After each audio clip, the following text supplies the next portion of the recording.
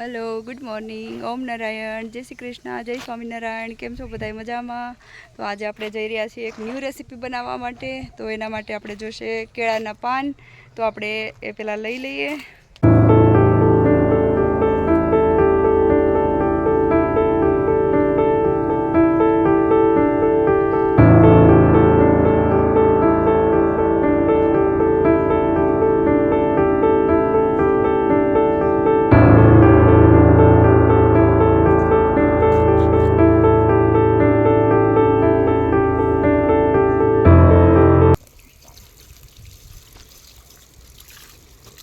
तो આપણે હવે પાનને સારી રીતે સાફ કરી નાખીએ કેમ કે પાનકી બનાવવામાં આપણે આ કેળાના પાનનો યુઝ કરવાનો છે એટલે એને સારી રીતે પહેલા સાફ કરી નાખીએ કેમ કે આમાં બહુ બધું કચરો ને એવું બધું લાગેલું હોય એટલે તો આપણે હવે તોડી લઈએ મરચાં કેમ કે પાનકી બનાવવામાં મરચાં જોશે એટલે મરચાં અને આદુ તો અમારા ખેતરમાં વાવેલું નથી એટલે એ તો હું ઘરેથી લઈને જ આવી છું। बस आटला मरचा तो इनफ थई जाए આપણે ચટણી અને પાનકી બનાવવામાં જ યુઝ કરવાનું છે એટલે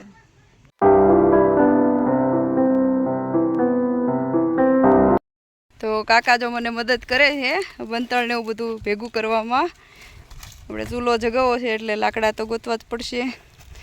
એટલે મને હેલ્પ કરે છે। મેં પણ ભેગા કરી લીધા છે તો ચાલો હવે આપણે ચૂલો જગાવીએ અને આપણે એક ન્યૂ રેસીપી બનાવીએ। तो ईटू थी जो मैं अँ चूलो बनावी नाख्यो है हवे हूँ एने सळगावी दऊं।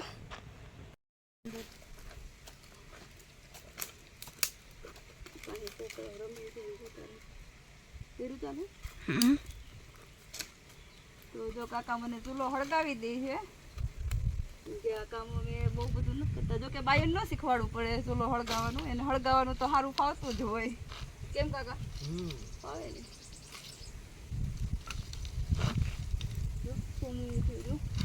मेरा बाबू नहीं वो मजा आवे केम तो मन लागे मारू बहुत दे थोड़ी बड़ी तो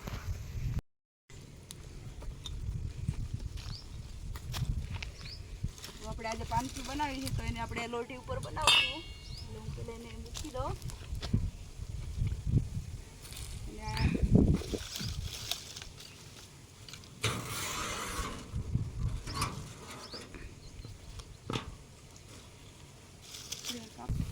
આપણે પાનને કટિંગ કરી લીધા છે આપણે આના પર બનાવવાનું છે।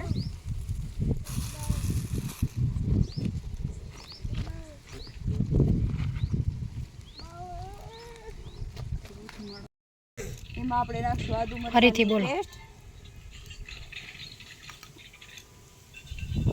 થોડી નાખશું ધાણા ભાજી થોડી એવી હળદર स्वाद अनुसार नमक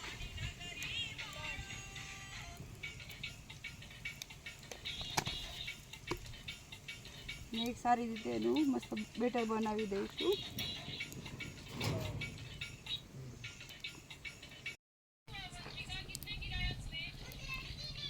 तो केळाना पान पर आपणे लगावी लईशुं सारी रीते पहेला तेल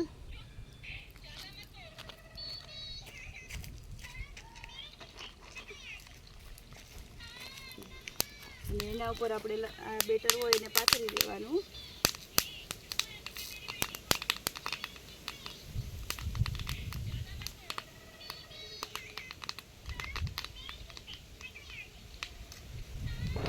કેળાનું બીજું પાન લઈને અને એમાં પણ તેલ લગાવી દેવાનું અને એને આપણે સારી રીતે ચાખી દઈશું।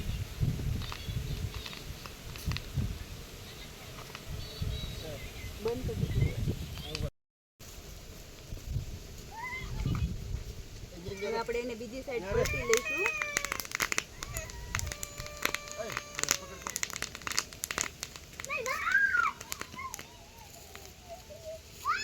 એને સારી રીતે પાકી જાય ત્યાં સુધી રાખવાનું તો કે પાન પર આવી ડિઝાઇન પડી જાય એટલે ખ્યાલ તો આવી જાય કે આપણી પાનકી બનીને થઈ ગઈ છે રેડી।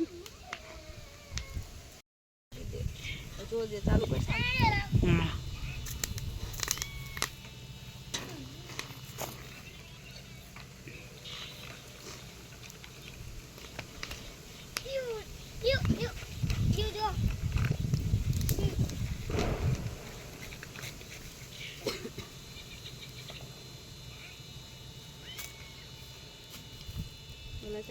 કરે છે ઓલા છોકરાઓ રમે છે બધું શાંતિને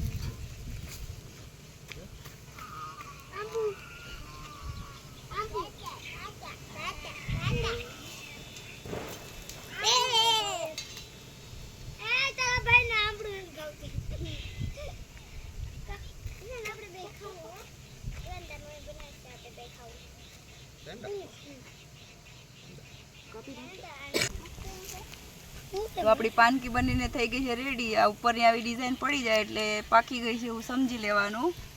ચાલો તો હવે આપણે એને ગરમ ગરમ હવે ખાઈ લઈએ થઈ ગઈ છે રેડી અને એને આપણે હવે ગ્રીન ચટણી આરે સર્વ કરશું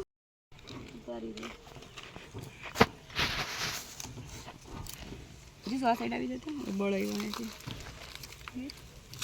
કેવી બની છોકરા